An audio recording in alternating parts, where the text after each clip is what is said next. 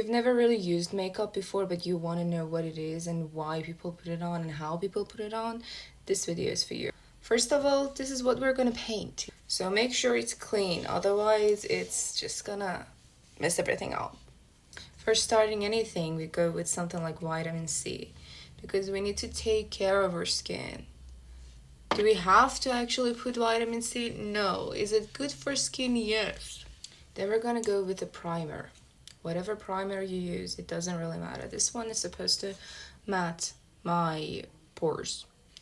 This one is normal base primer. It doesn't really matter. The only thing that matters is using something to make it easier for the rest of the makeup to sit on your face.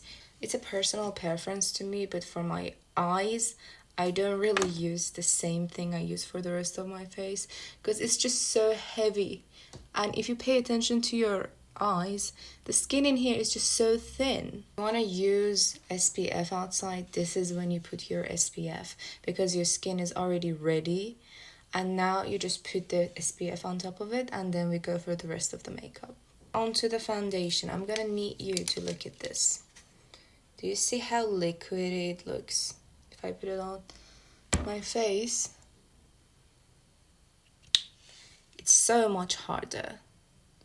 That's why if you want to use foundation for a very normal kind of makeup that is not really too heavy, something liquid is okay.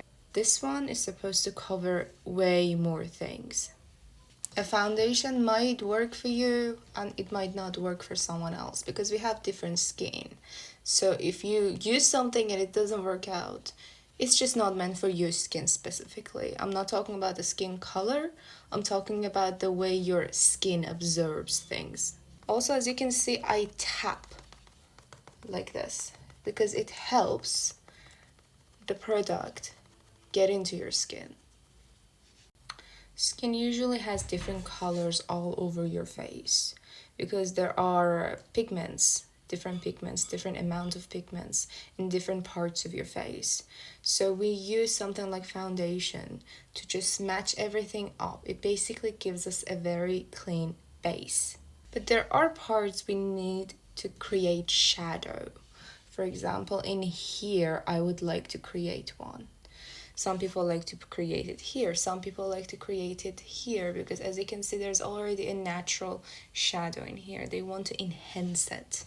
Personally, for me, I like to do it in here.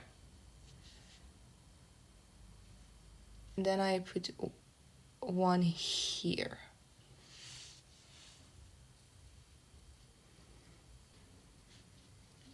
We use white under and on top of our lines so the brown can really show itself.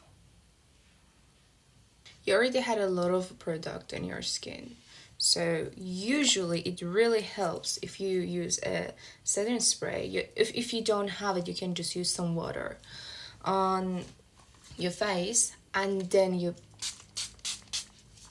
blend this out. It gives it a nice shine. It makes it so much easier to observe. Contouring is really something that you can just do however you want because again, all it does is create shadows and it's not meant to be so visible. Now there are different kinds of blushes. You can use a liquid one or you can use a powder one. But liquid ones usually are heavier, so I use them before my powder. And it doesn't make me look too red. But again, there's no right or wrong way of doing makeup. It really depends on you. As long as you don't look like a clown, you can do whatever you want. Even if you want to look like a clown, maybe that's your thing. Usually how you blush usually comes from here, right? It's not exactly around here. But I'm trying to create an illusion that my face is a little bit lifted. That's why I put it in here. But technically, it's supposed to be around here. Exactly. Now onto the powder. It really does not matter which powder you use. You can use something like this for it, or you can use a brush. I personally like the blush currently because it works better on my skin. Now, why do we use this powder? Is because currently my skin looks very shiny and there are a lot of liquids on it. We want to make it sit. We don't want it to move for the rest of the day. We're making it a little bit heavier with this powder. So make sure the shade actually fits here. Also, we used a lot of contouring, right? We said that contouring is only to create a shadow. So we already have the lines, maybe it's a little bit too much. With this, we turn it into an actual shadow. It's still there, it's just not as visible anymore. The reason I like to do my eyebrows right now is because I already used a lot of product on my face and it might be stuck in here. So now I can just clean it and start with my brows. To make sure that my brows start from here, my eyes, like not exactly in here, but from this point of my eyes, there's the edge, and here it is. But if you have thinner eyebrows, what you gotta do is you gotta make darker lines in here, and then try to blend it upward, so it would look like it's a little bit thicker. We just need to create shadows around our eyebrow and just blend it inside. Eyeshadow, I'm gonna need you to look at all these colors. But now look at my eyes. In here, more shadow comes up, but in here, it needs to be lighter. So even though you can do your makeup however you want, if you want to go with a colored or whatever kind of eyeshadow, you need to start with really light. In here, it gets a little bit darker, but it still needs to be light. And then by the end of it, you use a darker color to blend it out, and it should not look too harsh. This is for a normal everyday look. And you know, when you use something like this, it's for blending. So you don't really need to use it for everything. But since I'm just trying to blend everything, I'm taking these light colors. I'm putting them under my eyebrows and also in here. Like I said, it needs to be light. Now this one is lighter than this one. So I use this for the rest of my eye. It's okay if you use it a little bit under your eye too. Some people like to lighten their under eye. I don't really think that really suits me that much. And then this one that is very dark.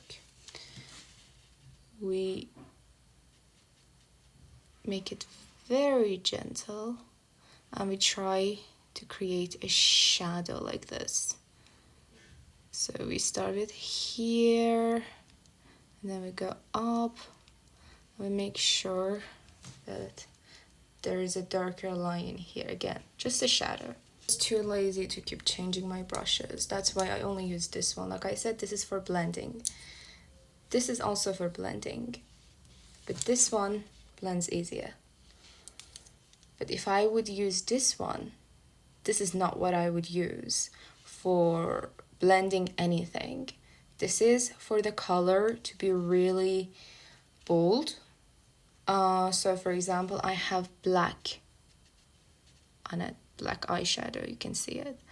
And I can use it for under my eye or a little bit on top of my eye. You remember painting during kindergarten? You were not great at it, right? Not from the beginning at least. You would just paint and it would go over the line. It was just very normal. Even when it came to like painting anything normal, your hands would shake, you would have a harder time controlling your fingers, and it's completely normal. So using an eyeliner is the same thing. For the first 100 times even, it's gonna be very hard to get it right. And even if you do get it right in front of a mirror, doing it in front of a camera is very different because this camera changes your face. Right now my face looks way more egg-like than usual. So when it changes your face, it's also harder for you to follow a straight line. But here's the thing, you need to look at your eyes and see what works the best for you. There is no right or wrong way of doing your eyeliner. If you want to put it all over your eye, that's normal, that's fine. If you want to just do it in here, that's also fine. What we're doing is just painting around our eye the way it suits our eyes the best. For me personally, for my eyes, if I put it a little bit in here, it would enhance my eyes, it would make it look not too big, because it's already big, but it would also make it look more presentable. Like right now I don't have any in here, I put some in here, it just lifted my eyes a little bit. I don't have to do that, but I just currently want to do it like this. You can make it a little bit more upward. More downward would not work for me. Now onto mascara. We've already used a lot of product on our face, so even if we do have a lot of lashes, it's not visible. We're gonna make them black, we're gonna push them upward, and we're gonna make sure that we do this little twist. Now onto lip liner or lipstick. Here's the thing, depending on what you want to do, you can do it very differently. Most people try to use lip liner around their lip to create the shadow, and then they put the lipstick, and once they do that, it blends everything together. It creates the shadow in here, it enhances their lips, and it just makes them pop. But some people try to do the opposite. They try to make this part so much darker and this part so much lighter, so it would look cuter. If you've never done your makeup, I would suggest using the lip liner, because it would help you know where to stop. You just make sure that you put a line all over your lip, and that would help you with your lipstick. Otherwise you might just go over the line. Now I put whatever lipstick, actually this is the same blush I was using, but whatever I want in the middle. And what would look really good on lips, if you would get some glitters and put it right here. So what I'm trying to say is that this is something you're painting. You're not really changing your face, you try to paint it. Because at the end of the day, all makeup does is enhance lines, paint on the same face that you already have. It's an art. And I love to do it every single day of my life. Sometimes I might not feel like doing it, but at the end of the day, makeup is art.